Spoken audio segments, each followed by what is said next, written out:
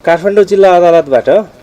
2080-3-1 गते, 80-3-15 गते र 80-3-31 भएको आदेश मिलेको छैन भनी हेर्दा निवेदक प्रतिवादीहरू टेकनारायण पाण्डे, डाक्टर इन्द्रजित राई, टोपबहादुर रायमाझी, केशव प्रसाद दुलाल, सानु भण्डारी, सागर राई, विक्रम भन्ने गोविन्द कुमार चौधरी, सन्देश शर्मा, आङ टावा शेर्पाको हकमा विचार गर्दा यी प्रतिवादीहरू उपरको जारी दरखास्त, प्रतिवादीको एक आपसको पोल बयान, पीडितहरूको घटना विवरण कागज समेतका तत्काल प्राप्त प्रमाणका आधारमा यी निवेदकहरू टेकनारायण पाण्डे, डाक्टर इन्द्रजित राई, टोपबहादुर रायमाझी, केशव प्रसाद दुलाल, सानु भण्डारी, सागर राई, विक्रम भन्ने गोविन्द कुमार चौधरी, सन्देश शर्मा, आङ टावा शेर्पालाई मुद्दा पूर्वपक्षको निमित्त थुनामा राख्ने गरी भएको काठमाडौँ जिल्ला अदालतको मिति 80-3-1 को आदेश मिलेकै देखिँदा परिवर्तन गरिरहन परेन उहाँहरूको हकमा है। निवेदक प्रतिवादी नरेन्द्र केसीको हकमा विचार गर्दा जारवाला तथा घटना विवरण कागज गर्ने पीडितहरूले यी प्रतिवादीले नरेन्द्र केसीको नाम उल्लेख गरेका छैनन्। सहप्रतिवादीले पनि यी प्रतिवादी अभियोग दाबीको कसुरमा संलग्न नरहेको भनी पोल गरेको देखिँदैन। प्रतिवादी अधिकार प्राप्त अधिकारी तथा अदालत समक्ष बयान गर्दा अभियोग दाबीको कसुरमा पूर्णतः इन्कार रही बयान गरेको देखिन्छ। अनुसन्धानको सिलसिलामा सङ्कलित सबुत प्रमाणबाट यी प्रतिवादीले ठगीको रकम प्राप्त गरेको पुष्टि हुन नसकेको अवस्था समेतलाई विचार गर्दा प्रतिवादीलाई मुद्दा पूर्वपक्षका निम्ति थुनामा राख्ने गरी भएको तहाँ अदालतको मिति 80-3-1 को आदेश बेरितको देखिँदा बदर गरिदिएको छ। अब सहप्रतिवादी केशव दुलाल र टेकनारायण पाण्डे बीच भएको मोबाइल म्यासेजमा यी प्रतिवादीको नाम समेत उल्लेख भएका समेतका तत्काल प्राप्त प्रमाणका आधारमा पछि बुझ्दा ठहरे बमोजिम हुने गरी हाल यी निवेदक प्रतिवादी नरेन्द्र केसीबाट मुलुकी फौजदारी कार्यविधि संहिता 74 को दफा 68 र 72 बमोजिम रु 10 लाख नगद धरोट वा ब्याङ्क जमानत दिएली तारिकमा राखी मुद्दाको पूर्वपक्ष गरी नियमअनुसार गर्नु। निवेदक हरिभक्त महर्जनको हकमा विचार गर्दा जारवाला तथा घटना विवरण कागज गर्ने पीडितहरूले यी प्रतिवादीले ठगी गरेको, निजबाट रकम लिएको भनी प्रतिवादी हरिभक्त महर्जनको नाम उल्लेख गरेका छैनन्। अन्य सहप्रतिवादीले पनि यी प्रतिवादीको पोल गरेको देखिँदैन। प्रतिवादी अधिकार प्राप्त अधिकारी तथा अदालत समक्ष बयान गर्दा अभियोग दाबीको कसुरमा पूर्णतः इन्कार रही आफू देग बचत तथा ऋण सहकारी संस्थाको सञ्चालक रहेको, सहकारीको लागि रकम आवश्यक भइरहेको अवस्थामा आफ्नो चिन्जानका मानिस यस मुद्दाका सहप्रतिवादी सन्देश शर्माबाट सहकारीको लागि भनी रकम माग गरी मैले आफ्नो श्रीमती प्रतिवादी लक्ष्मी महर्जन तथा सहकारीका हाकिम प्रतिवादी केशव तुलाधर समेतको खातामा रकम हाल्न लगाएको हो भनी बयान गरेको देखिन्छ। जारवाला गजेन्द्र बुढाथोकीले रकम पठाएको देखिए तापनि निजले यी प्रतिवादी समेतले ठगी गरेको भनी यी प्रतिवादी उप पोल उजुर गरेको नदेखिएको अवस्था समेतलाई विचार गर्दा प्रतिवादीलाई मुद्दा पूर्वपक्षका निम्ति थुनामा राख्ने गरी भएको तहाँ अदालतको मिति 80-3-1 को आदेश बेरितको देखिँदा बदर गरिदिएको छ। अब यी प्रतिवादी समेतका प्रतिवादी लक्ष्मी महर्जन तथा केशव तुलाधरको खातामा रकम आएको समेतका तत्काल प्राप्त प्रमाणका आधारमा पछि बुझ्दा ठहरे बमोजिम हुने गरी हाल यी निवेदक प्रतिवादी हरिभक्त महर्जनबाट रु 15 लाख नगद धरोट वा ब्याङ्क जमानत दिएली तारिकमा राखी मुद्दाको पूर्वपक्ष गरी नियमअनुसार गर्नु। निवेदक प्रतिवादी लक्ष्मी महर्जनको हकमा विचार गर्दा मिश्रित संलग्न जारी दरखास्त, पीडितको घटना विवरण कागज तथा सहप्रतिवादीको बयान यी प्रतिवादीको कसुरमा संलग्न रहेको भन्ने उल्लेख भएको देखिँदैन। प्रतिवादी लक्ष्मी महर्जन आरोपित कसुरमा पूर्णतः इन्कार रही बयान गरेको देखिन्छ। सहप्रतिवादी हरिभक्त महर्जनले अदालत समक्ष बयान गर्दा मैले निजको खाता नम्बर प्रतिवादी सन्देश शर्मालाई पैसा पठाइदिनको लागि दिएको भन्ने कुरा उनलाई थाहा थिएन। मैले मेरो श्रीमती प्रतिवादी लक्ष्मी महर्जनको खाता तथा कनेक्ट आइपिएस चलाएर उक्त रकम मेरो संस्थाको प्रयोगको लागि मेरो खातामा ट्रान्सफर गरेको हो। त्यो कार्यमा मेरो श्रीमतीको संलग्नता छैन भनी गरिदिएको बयान समेतका तत्काल प्राप्त प्रमाणबाट यी निवेदक प्रतिवादी लक्ष्मी महर्जनको कसुरमा संलग्नता पुष्टि भएको नदेखिँदा निजलाई मुद्दा पूर्वपक्षको निम्ति धरोटी तारिकमा राख्ने गरी भएको तहाँ अदालतको 80-3-1 को आदेश बेरितको देखिँदा बदर गरिदिएको छ। अब मुद्दाको कारबाहीका क्रममा सङ्कलित सबुत प्रमाणबाट ठहरी बमोजिम हुने गरी निवेदक प्रतिवादी लक्ष्मी महर्जनलाई साधारण तारिकमा राखी मुद्दाको पूर्वपक्ष गरी नियमअनुसार गर्नुहोला। निवेदक प्रतिवादी शमशेर मियाको हकमा विचार गर्दा जारी दरखास्त बेहोरा तथा घटना विवरण कागज गर्ने पीडितहरूको कागज बेहोराबाट यी प्रतिवादीले ठगी गरेको वा निजबाट रकम लिएको भनी प्रतिवादी शमशेर मियाको नाम उल्लेख भएको देखिएन। प्रतिवादी अधिकार प्राप्त अधिकारी तथा अदालत समक्ष बयान गर्दा अभियोग दाबीको कसुरमा पूर्णतः इन्कार छन्। सहप्रतिवादीको बयानबाट यी प्रतिवादी शमशेर मियाको कसुरमा संलग्नता रहेको समर्थित नभएको अवस्थामा निज प्रतिवादीलाई मुद्दा पूर्वपक्षको निमित्त थुनामा राख्ने गरी भएको ता अदालतको मिति 80/3 को आदेश बेरितको देखिँदा बदर गरिदिएको छ। यी प्रतिवादीको सरकारी सुविधाको गाडी ठगीको रकम ओसार पसार गर्न प्रयोग भएको भन्ने घटना विवरण कागज गर्ने झपटबहादुर खत्रीको कागज बेहोराबाट खुलेको समेतका तत्काल प्राप्त प्रमाणका आधारमा यी निवेदक प्रतिवादी शमशेर मियाबाट रु 10 लाख नगद धरोट वा बैंक जमानत दिएली तारिखमा राखी मुद्दाको पूर्वपक्ष गरी नियमअनुसार गर्नु। निवेदक प्रतिवादी आशिष बुढाथोकीको हकमा विचार गर्दा झारवाला रविन्द्र कार्कीको जारी दरखास्त तथा घटना विवरण कागज गर्ने पूर्णबहादुर अधिकारीको कागज बेहोरामा यी प्रतिवादीको नाम उल्लेख भए पनि यी प्रतिवादीसँग झारवालाको भेटघाट भएको वा प्रतिवादीले निजहरूसँग रकम माग गरेको देखिँदैन। प्रतिवादी आफ्नो खातामा झारवालाबाट रकम आएको तथ्यमा स्वीकार गरे पनि आरोपित कसुरमा पूर्णतः इन्कार रही बयान गरेको देखिन्छ। झारवाला रविन्द्र कार्कीबाट यी प्रतिवादीको खातामा रकम जम्मा भएको रकम तत्कालै प्रतिवादी मध्येका केशव प्रसाद दुलालको पत्नी यस मुद्दाका अर्का प्रतिवादी दिपा उमागाईको खातामा ट्रान्सफर भएको अवस्था मिसिल संलग्न कागजहरूबाट देखिन्छ। सहप्रतिवादीहरूको बयान समेत यी प्रतिवादी आशिष बुढाथोकी कसुरमा संलग्न भएको भनी समर्थित हुन नसकेको समेतका तत्काल प्राप्त प्रमाणबाट यी निवेदक प्रतिवादी आशिष बुढाथोकीलाई मुद्दा पूर्वपक्षको निमित्त थुनामा राख्ने गरी भएको ता अदालतको 80/3/15 को आदेश बेरितको देखिँदा बदर गरिदिएको छ। अब यी निवेदक प्रतिवादी आशिष बुढाथोकीलाई दफा 69 बमोजिम साधारण तारिखमा राखी मुद्दाको पूर्वपक्ष गरी नियमअनुसार गर्नुहोला। निवेदक प्रतिवादी सन्दीप रायमाझीको हकमा विचार गर्दा मिसिल संलग्न जारी दरखास्त तथा पीडितको घटना विवरण कागजबाट यी प्रतिवादी सन्दीप रायमाझीले पीडितसँग रकम लिएको देखिएन। प्रतिवादीले अधिकार प्राप्त अधिकारी तथा अदालत समक्ष बयान गर्दा अभियोग दाबीको कसुरमा इन्कार रहेका छन्। अनुसन्धानका सिलसिलामा सङ्कलित सबुत प्रमाणबाट निज प्रतिवादीको कसुरमा संलग्नता पुष्टि हुन नसकेको अवस्थामा यी प्रतिवादीलाई मुलुकी फौजदारी संहिता 74 को दफा 67(1) ख बमोजिम थुनामा राखी मुद्दाको पूर्वपक्ष गर्ने गरी काठमाडौँ जिल्ला अदालतबाट मिति 80/3/1 मा भएको आदेश बदर गरिदिएको छ। प्रतिवादी सानो भण्डारीको अधिकार प्राप्त अधिकारी समक्षको बयान समेतका तत्काल प्राप्त प्रमाणबाट प्रतिवादी सन्दीप रायमाझीलाई ऐजन संहिताको दफा 68(1) बमोजिम नगद 30 लाख नगद धरोट वा बैंक जमानत दिएली तारिखमा राखी मुद्दाको पूर्वपक्ष गरी नियमअनुसार गर्नु। निवेदक प्रतिवादी टेकनाथ रिजालको हकमा विचार गर्दा प्रतिवादी टेकनाथ रिजाल नेपाली नागरिकलाई भुटानी शरणार्थी बनाई अमेरिका लैजाने समेतका कसुरमा अधिकार प्राप्त अधिकारी तथा अदालत समक्ष बयान गर्दा इन्कार रहेका छन्।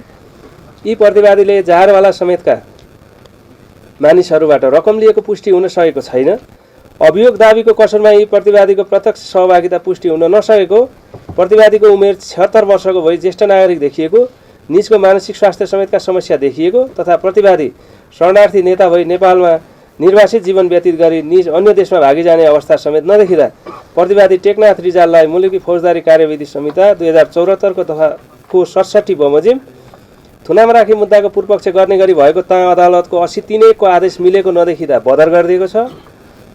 अब प्रतिवादी रामशरण केसीको बयान समेतका तत्काल प्राप्त प्रमाणहरूबाट यी प्रतिवादी टेकनाथ रिजाललाई मुलुकी फौजदारी संहिता 2074 को दफा 68 र 72 बमोजिम 15 लाख रुपियाँ नगद धरोट वा बैंक जमानत दिएली तारिखमा राखी मुद्दाको पूर्वपक्ष गरी नियमअनुसार गर्नु। निवेदक प्रतिवादी टङ्ककुमार गुरुङका हकमा विचार गर्दा मिसिल संलग्न जारी दरखास्त पीडितको घटना विवरण कागज तथा सहप्रतिवादीहरूको बयानबाट यी प्रतिवादीको कसुरमा संलग्न रहेको भनी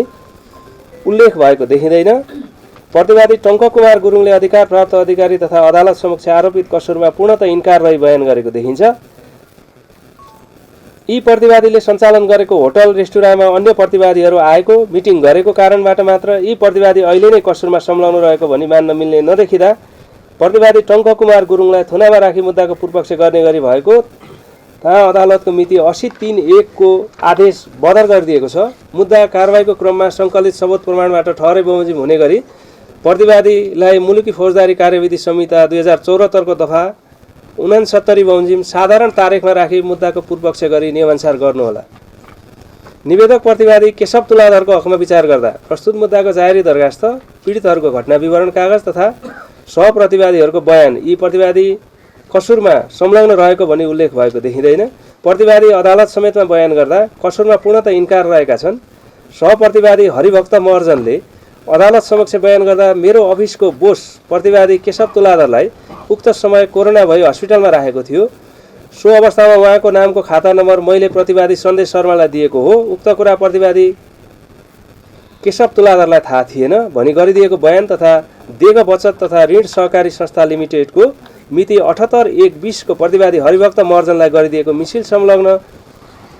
अधिकार प्रत्यायोजन निर्णय समेतका तत्काल प्राप्त प्रमाणहरूबाट यी निवेदक प्रतिवादी केशव तुलाधरलाई मुद्दा पूर्वपक्षको निमित्त धरौटी तारिखमा राख्ने गरी भएको ताम अदालतको मिति 80/3/31 को आदेश बेरितको देखिँदा बदर गरिदिएको छ। अब यी निवेदक प्रतिवादी केशव तुलाधरलाई मुलुकी फौजदारी कार्यविधि संहिता 74 को दफा 69 बमोजिम साधारण तारिखमा राखी मुद्दाको पूर्वपक्ष गरी नियमअनुसार गर्नुहोला। निवेदक प्रतिवादी रामशरण केसीको हकमा विचार गर्दा प्रतिवादी रामशरण केसी अधिकार प्राप्त अधिकारी तथा अदालत समक्ष बयान गर्दा आफू र आफन्त समेत अमेरिका जान भनी सानो भण्डारीलाई पैसा दिएको बेहोरा उल्लेख गरी प्रस्तुत कसुर वारदातको पीडित भएको बेहोरा उल्लेख गरेको देखिएको छ। आफूलाई ठगी भएको बेहोरा उल्लेख गरी निजले तत्कालै अख्तियार दुर्भोग अनुसन्धान आयोगमा उजुरी दर्ता गरेको समेत अवस्था छ। अनुसन्धानका सिलसिलामा सङ्कलित सबुत प्रमाणबाट प्रतिवादी अहिले नै कसुरदार पुष्टि हुन नसकेको तथा निजको स्वास्थ्य अवस्था समेतलाई विचार गर्दा प्रतिवादीलाई मुलुकी फौजदारी संहिता 2074 को दफा 67(1) ख बमोजिम थुनामा राखी मुद्दाको पूर्वपक्ष गर्ने गरी काठमाडौँ जिल्ला अदालतबाट मिति 80/3/1 मा भएको आदेश बेरितको देखिँदा बदर गरिदिएको छ। प्रतिवादी रामशरण केसीलाई ऐजेन्ट संहिताको दफा 68(1) बमोजिम नगद रु 15 लाख नगद धरोट वा बैंक जमानत दिए तारिखमा राखी मुद्दाको पूर्वपक्ष गरी नियमअनुसार गर्नुहोला। अब निवेदक बालकृष्ण खाँडको हकमा विचार गर्दा जारवाला तथा घटना विवरण कागज गर्ने पीडितले यी निवेदक प्रतिवादी बालकृष्ण खाँडले ठगी गरेको वा निजबाट रकम लिएको भनी यी प्रतिवादीको नाम उल्लेख गरेका छैनन्। प्रतिवादी अधिकार प्राप्त अधिकारी तथा अदालत समक्ष बयान गर्दा अभियोग दाबीको कसुरपूर्णता इन्कार रही बयान गरेको देखिन्छ। घटना विवरण कागज गर्ने तत्कालीन अवस्थामा गृह मन्त्रालयमा कार्यरत स्थानीय प्रशासन तथा प्रदेश समन्वय शाखाका प्रमुख शाखा अधिकृत सन्तोष प्रधानले बालकृष्ण पन्थीको कार्यदलले तयार पारेको प्रतिवेदन पछिल्लो समयमा मन्त्री परिषदबाट फिर्ता आई आफ्नो जिम्मामा रहेको विभिन्न समयमा उक्त प्रतिवेदन शाखा प्रमुख सागरमणि पाठक, उपसचिव शेखर पौडेल, महाशाखा प्रमुख फणेन्द्रमणि पोखरेल तथा सचिव टेकनारायण पाण्डेले माग्ने गरेका थिए। के कसरी उक्त प्रतिवेदनको समानान्तर अर्को प्रतिवेदन तयार भयो आफूलाई थाहा नभएको भनी आफ्नो बेहोरा लेखाएको देखिन्छ। प्रस्तुत मुद्दाका सहप्रतिवादी टेकनारायण पाण्डेको बयान समेतबाट यी निवेदक प्रतिवादीले उक्त प्रतिवेदन मागेको अथवा उक्त प्रतिवेदनमा कुनै चासो राखेको देखिँदैन। निवेदक प्रतिवादीलाई सुरु जिल्ला अदालतले थुनामा राख्दा प्रस्तुत मुद्दाका प्रतिवादी केशव दुलाल र अर्का प्रतिवादी टेकनारायण पाण्डे बीच भएको टेलिफोन संवादलाई पनि लिएको देखिन्छ। उक्त संवादमा उल्लेख भएको गिफ्ट भनेको रकम हो र उक्त रकम प्रतिवादी केशव दुलालबाट यी प्रतिवादीले लिएको भन्ने दाबीका सम्बन्धमा मुद्दा अनुसन्धानका क्रममा बयान तथा ततिममा बयान गर्दा प्रतिवादी केशव दुलालले उक्त तथ्यमा इन्कार गर्दै आफूले प्रतिवादी बालकृष्ण खाँडलाई नभेटेको तथा निजलाई कुनै रकम नदिएको भन्ने उल्लेख गरेको पाइयो। ततिममा बयानमा निज प्रतिवादी केशव दुलालले टेकनारायण पाण्डेलाई रु 1,25,00,000 दिएको भनी उल्लेख गरेको देखिन्छ। प्रस्तुत मुद्दाका प्रतिवादी आङटावा शेर्पाले गरेको घटना विवरण कागज हेर्दा आङटावा शेर्पा प्रस्तुत मुद्दामा पहिला सरकारी साक्षीको रूपमा घटना विवरण कागज गरेको तथा तुरुन्तै पछि प्रतिवादी कायम गरेकोमा अनुसन्धान अधिकारी एवं अदालत समक्ष बयान गर्दा घटना विवरण कागजलाई यातना दिई गराएको भनी अस्वीकार गरी आफू कसुरमा इन्कार रही बयान गरेको पाइयो। प्रतिवादी टेकनारायण पाण्डेले प्रतिवादी नरेन्द्र केसीलाई सम्बोधन गरी लेखेको चिटमा प्रतिवादी बालकृष्ण खाँडको नाम उल्लेख नभएको तथा उक्त कागज प्रतिवादी टेकनारायण पाण्डेले आफू पक्राउ परेपछि लेखेको भन्ने तथ्य निजको बयान तथा निज बसेको प्रहरीको हिरासत कक्ष खान तलासी गर्दा डायरी तथा पेन बरामद गरेको मिसिल संलग्न बरामदी मुजुल्काबाट देखिन्छ। यसरी प्रतिवादी बालकृष्ण खाँड विरुद्ध किटानी जारी नपरेको, निज अनुसन्धान अधिकारी एवं अदालत समक्ष कसुरमा इन्कार रहेको, सहप्रतिवादीले प्रतिवादी कसुरमा संलग्न रहेको हो भनी पोल नगरेको तथा मिसिल संलग्न अन्य तत्काल प्राप्त प्रमाणहरूबाट